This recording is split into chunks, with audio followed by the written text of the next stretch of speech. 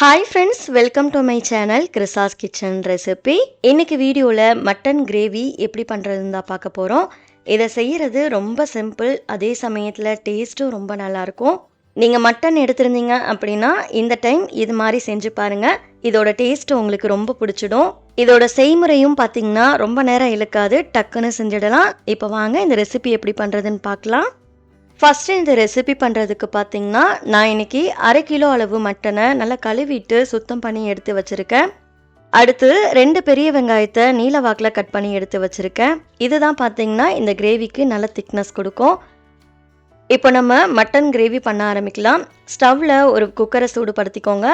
அதில் 4லேருந்து 5 table spoon எண்ணெய் சேர்த்துக்கோங்க. எண்ணெய் சூடானதுக்கப்புறமா இதில் 1/2 டீஸ்பூன் ஜீரகம் சேர்த்துக்கோங்க. 2 ஏலக்காய் சேர்த்துக்கோங்க. கூடவே 2 பிரியாணி இலை சேர்த்துக்கோங்க. அடுத்து ஒரு சின்ன துண்டு பட்டை, 3 கிராம்பு சேர்த்துக்கோங்க. ஸ்பைசஸ் எல்லாம் சேர்த்ததுக்கப்புறமா அடுப்பை மிதமான தீயில் வச்சு இதை நல்லா மிக்ஸ் பண்ணிக்கோங்க. இது எல்லாமே நல்லா பொரிஞ்சதுக்கப்புறமா நம்ம கட் பண்ணி வச்சுருக்க வெங்காயத்தை உள்ளே சேர்த்துக்கோங்க. சேர்த்துட்டு வெங்காயத்தை நல்லா வதக்கிக்கோங்க. இந்த வெங்காயம் பார்த்திங்கன்னா நல்லா சுருண்டு வர அளவுக்கு இதை வதக்கிக்கோங்க. இந்த அளவுக்கு வெங்காயம் வதங்கி வந்ததுக்கப்புறமா அடுத்து இதில் ஒரு கொத்து கருவேப்பிலை சேர்த்துக்கோங்க. கூடவே நம்ம க்ளீன் பண்ணி வச்சுருக்க மட்டனும் சேர்த்துக்கோங்க. மட்டன் சேர்த்ததுக்கப்புறமா இதை நல்லா கலந்துக்கோங்க. இதை ஒரு 3 நிமிஷத்துக்கு அதோட பச்சை வாசனையெல்லாம் போகிற அளவுக்கு குக் பண்ணிக்கோங்க. 3 நிமிஷம் போல் நல்லா குக் ஆனதுக்கப்புறமா கிரேவிக்கு தேவையான அளவுக்கு உப்பு சேர்த்துக்கோங்க. கூடவே 1/2 டீஸ்பூன் மஞ்சள் தூள், 1 டேபிள் ஸ்பூன் மிளகாய் தூள் சேர்த்துக்கோங்க. மசாலா சேர்த்ததுக்கப்புறமா இதை நல்லா கலந்து விட்டுக்கோங்க. அதோட பச்சை வாசனையெல்லாம் போகிற அளவுக்கு நல்லா மிக்ஸ் பண்ணிக்கோங்க. மசாலாவோட பச்சை வாசனையெல்லாம் போனதுக்கப்புறமா 2 பச்சை மிளகாய் கீறிட்டு சேர்த்துக்கோங்க. கூடவே 1 டேபிள் ஸ்பூன் இஞ்சி பூண்டு பேஸ்ட்டை ஃப்ரெஷ்ஷாக அரைச்சிட்டு சேர்த்துக்கோங்க. சேர்த்துட்டு இஞ்சி பூண்டு பேஸ்ட்டோட பச்சை வாசனை போகிற அளவுக்கு இதை நல்லா குக் பண்ணிக்கோங்க. இஞ்சி பூண்டு பேஸ்ட்டோட பச்சை வாசனையெல்லாம் போனதுக்கப்புறமா இதில் 10லேருந்து 12 போல் புதினா சேர்த்துக்கோங்க. இது கூடவே 1/2 கப் போல் ஃப்ரெஷ்ஷான தயிர் சேர்த்துக்கோங்க. ஃப்ரெஷ்ஷான தயிராக சேர்த்துக்கோங்க, அப்போ தான் கிரேவி நல்லாயிருக்கும். தயிர் சேர்த்ததுக்கப்புறமா இதை நல்லா 1 நிமிஷம் போல் நல்லா குக் பண்ணிக்கோங்க.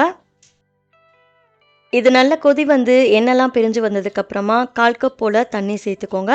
சேர்த்துட்டு இதை நல்லா மிக்ஸ் பண்ணிக்கோங்க. இப்போது குக்கரை க்ளோஸ் பண்ணிவிட்டு அடுப்பை மீடியம் ஃப்ளேமில் வச்சுட்டு 4லேருந்து 5 விசில் விட்டு எடுத்துக்கோங்க. மட்டன் நல்லா வெந்து வரட்டும். அடுத்து இந்த கிரேவிக்கு ஒரு மசாலா ரெடி பண்ணிக்கலாம். அதுக்கு ஒரு பேனை சூடுபடுத்திட்டு அதில் 1 டீஸ்பூன் மிளகு சேர்த்துக்கோங்க. கூடவே 2 டீஸ்பூன் மல்லி சேர்த்துக்கோங்க. 1/2 டீஸ்பூன் ஜீரகம் சேர்த்துக்கோங்க. கூடவே 2 ஏலக்காய் சேர்த்துக்கோங்க. அடுத்து 4 கிராம்பு சேர்த்துக்கோங்க. சேர்த்துட்டு அடுப்பை மிதமான தீயில் வச்சு இதை நல்லா வறுத்துக்கோங்க. இந்த மசாலா எல்லாத்தையும் நல்லா வாசனை வர வர வறுத்துக்கோங்க.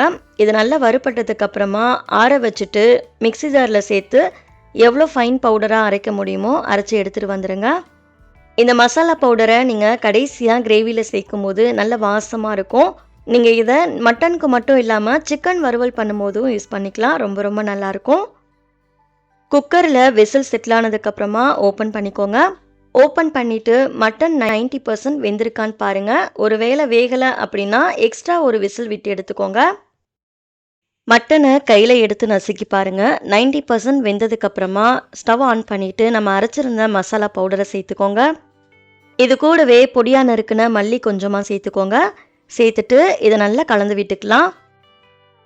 கலந்ததுக்கப்புறமா இதை க்ளோஸ் பண்ணிவிட்டு அடுப்பை மீடியம் ஃப்ளேமில் வச்சு 5லேருந்து 6 நிமிஷத்துக்கு இதை நல்லா குக் பண்ணிக்கோங்க. 5 நிமிஷம் ஆனதுக்கப்புறமா ஓப்பன் பண்ணிக்கோங்க. அவ்வளோதான், மட்டன் வறுவல் சூப்பராக ரெடி ஆகிடுச்சு. கிரேவியோட திக்னஸ் செக் பண்ணிக்கோங்க. இன்னும் உங்களுக்கு கொஞ்சம் திக்காக வேணும் அப்படின்னா எக்ஸ்ட்ரா ஒரு 2 நிமிஷத்துக்கு குக் பண்ணி எடுத்துக்கோங்க. இந்த மட்டன் கிரேவி பார்த்தீங்கன்னா சாதத்து கூட மிக்ஸ் பண்ணி சாப்பிடலாம்.